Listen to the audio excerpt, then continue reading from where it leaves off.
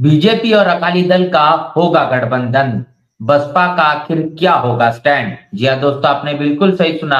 मैं हूं पराग महेंद्र, आप देख रहे हैं नेशनल चौपाल। लोकसभा 2024 की चुनाव जैसे जैसे नजदीक आ रहा है, तमाम राजनीतिक पार्टियों में बड़ी उठापटक देखने को मिल रही है। एनडीए गठबंधन जिस तरीके से वक्त के मुताबिक अपने आप को मजबूत करने में लगा हुआ है, पूरी ताकत लगा दिया जा रहा है कि तमाम प्रदेशों से जो राजनीतिक पार्टियां खासतौर पर इंडिया गठबंधन में शामिल है या तमाम तरीके से अनेकों दूसरी राजनीतिक पार्टियों के साथ में गठबंधन में है, उन गठबंधन को तोड़ते हुए उन्हें एनडीए गठबंधन के साथ शामिल कर दिया जाए। सिलसिला शुरू हुआ था इस तरीके से नीतीश कुमार से, और उसके पहले भी लगातार बीजेपी हर एक कोशिश कर रही है कि जो पार्टियां एनडीए गठबंधन से दूर है उसको किसी भी कीमत पर एनडीए गठबंधन में शामिल कर दिया जाए। जिस तरीके से नीतीश कुमार ने बयान दिया और बयानों के आधार पर कल्पना नहीं किया जा सकता, कहा गया कि अब मरना पसंद होगा लेकिन अब बीजेपी के साथ नहीं जाएंगे। सुबह इस्तीफा दिया जाता है, शाम को शपथ ग्रहण कर लिया जाता है। एनडीए गठबंधन में शामिल होने का काम जिस तरीके से नीतीश कुमार इन्होंने किया, उत्तर प्रदेश की बात करेंगे। उत्तर प्रदेश में ओपी राजभर लगातार दावा कर रहे थे कि बहन मायावती को प्रधानमंत्री के पद का दावेदार बनाएंगे, प्रधानमंत्री पद का दावेदार घोषित करना चाहते थे, लेकिन समय के मुताबिक देखा गया वो भी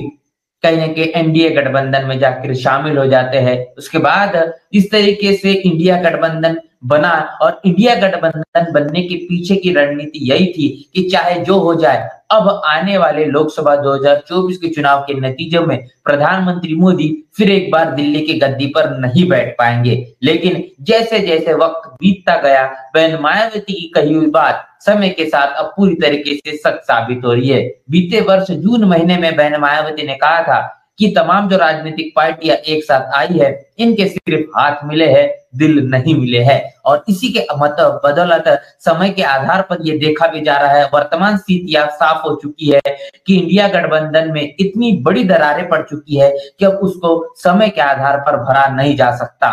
जिस तरीके से पंजाब में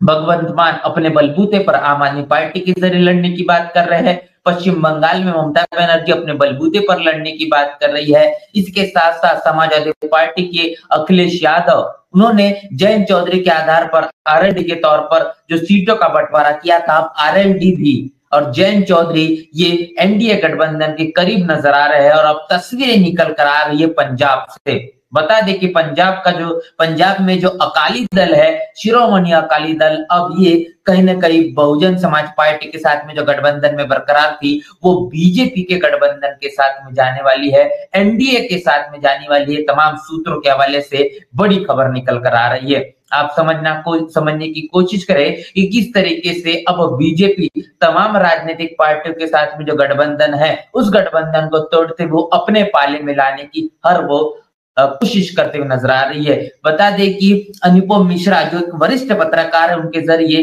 अपने ट्विटर हैंडल के हवाले से उन्होंने जानकारी दी है, वो चीजें आपके साथ में मैं शेयर कर दूं, जहां पर उन्होंने कहा है कि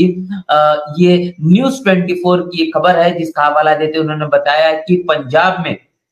अकाली दल और बीजेपी का गठबंधन सूत्र, ये खबर आ रही है। और उन्होंने बताया है कि उधर राहुल भारत जोड़ो यात्रा करते रह गए और इधर भाजपा ने पूरा कुनबा जोड़ डाला है। तो अनुपम मिश्रा के जरिए बताया गया है कि राहुल गांधी जिस तरीके से कांग्रेस के माध्यम से भारत जोड़ो न्याय यात्रा में लगे हुए हैं, लेकिन इस न्याय यात्रा में जिस तरीके से वो बरकरार है, लेकिन चुनाव सर पर है, ऐसे में बीजेपी अपनी रणनीतियों को मद्देनजर रखते हुए भारतीय जनता पार्टी के माध्यम से एनडीए गठबंधन के जरिए इंडिया गठबंधन में तमाम जो राजनीतिक पार्टियां है, उनको अपने कुनबे में लगातार शामिल करने में पूरी जद्दोजहद लगाए हुए है। और यही तस्वीरें पूरे देश से निकल कर आ रही है कि जिन पार्टी के साथ में इंडिया गठबंधन ने तमाम राजनीतिक पार्टियां मजबूती से लड़ने का काम कर रही थी, उन्हीं पार्टियों को अब एनडीए गठबंधन में शामिल करने का काम भारतीय जनता पार्टी के जरिए जोरों शोरों पर है। बता दें कि सूत्रों के हवाले से जो खबर निकल कर आ रही है, पंजाब में जो 13 लोकसभा की सीटें हैं, उन 13 लोकसभा की सीटों में बीजेपी और अकाली दल ये लड़ने का काम करेगी। 13 में से तकरीबन 8 जो सीटें हैं, वो 8 सीटें अकाली दल लड़ेगी और बची हुई जो 5 सीटें हैं वो बीजेपी लड़ने का काम करेगी। बता दें कि पंजाब में जो कांग्रेस और आम आदमी पार्टी ये अपने बलबूते पर लड़ने की लगातार बातें कर रही है। अब ये देखना दिलचस्प होगा कि अगर अकाली दल और बीजेपी का यहाँ पर गठबंधन हो जाता है, एनडीए में अगर अकाली दल शामिल हो जाता है, तो इतिहास में गठबंधन बीजेपी के माध्यम से किया गया था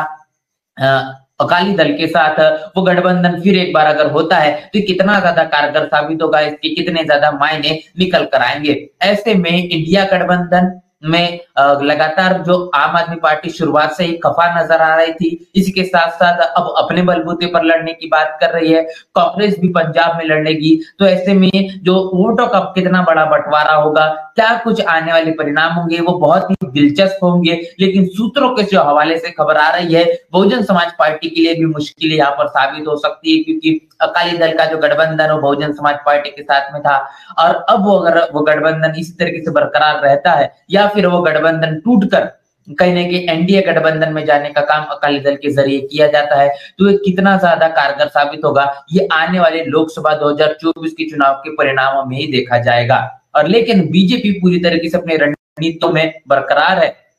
और उसी रणनीतियों के आधार पर वह काम करते हुए नजर आ रही है। सूत्रों के हवाले से ये भी खबर निकल कर आ रही है कि तकरीबन 1 दर्जन से अधिक बैठकें हो चुकी है अकाली दल के तमाम वरिष्ठ नेताओं और इसके साथ साथ बीजेपी के वरिष्ठ नेताओं के साथ में, और अब आखिरी अंतिम फैसले का कहने के अब इंतजार है, जब तक कि आधिकारिक तौर पर बयान नहीं आ जाता तमाम राजनीतिक पार्टियों का, अकाली दल और बीजेपी का, तब तक इस पूरे मसले पर जो अंकुश है नहीं लगाया जा सकता। और जब ये बात सुनिश्चित निश्चित जाएगी तो वो खबर भी हम आपके साथ में जरूर रूबरू करेंगे कि आखिर बीजेपी और अकाली दल का ये गठबंधन होता है, और गठबंधन होता है तो सीटों में जो बंटवारा है वो किस आधार पर होगा। लेकिन सूत्रों के हवाले से निश्चित रूप से खबर निकल कर आ रही है कि 13 सीटों में से 8 सीटों पर अकाली दल लड़ेगी और बाकी बचे 5 सीटों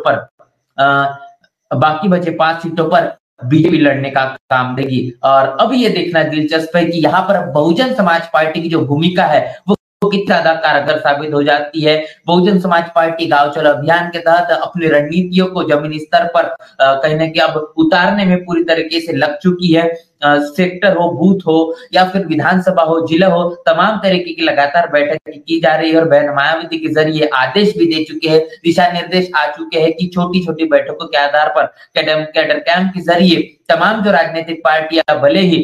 एक दूसरे को जोड़ने का काम कर रही है, लेकिन बहुजन समाज पार्टी इस विचारों को लेकर, इन रणनीतियों को लेकर चल रही है कि हम तमाम पार्टियों के साथ में न जाकर अपने बलबूते पर चुनाव लड़ने का काम करेंगे, और इतना ही नहीं तो समाज को जोड़ने का काम करेंगे, तमाम जातियों को जोड़ने का काम करेंगे, और इसके परिणाम स्वरूप सोशल इंजीनियरिंग का फलस्वरूप ये निकल कर आएगा कि जो परिणाम होंगे वो बहुजन समाज पार्टी के पाले में आ सकते हैं। और तस्वीर ये भी साबित हो सकती है कि जहां पर बीजेपी और अकाली दल लड़ने का काम करेगी, वहां पर Bahujan Samaj party king maker की भूमिका में भी देखी जा सकती है। तो इस पूरे के पूरे बातचीत को लेकर जो खबर निकल कर आ रही है, इसको लेकर आपकी क्या राय प्रतिक्रिया है, इस प्रतिक्रिया को लेकर कमेंट बॉक्स में लिखकर हमें जरूर बताएं। बने रहे नेशनल चौपाल के साथ, मिलते नए वीडियो में, तब तक के लिए जय भीम।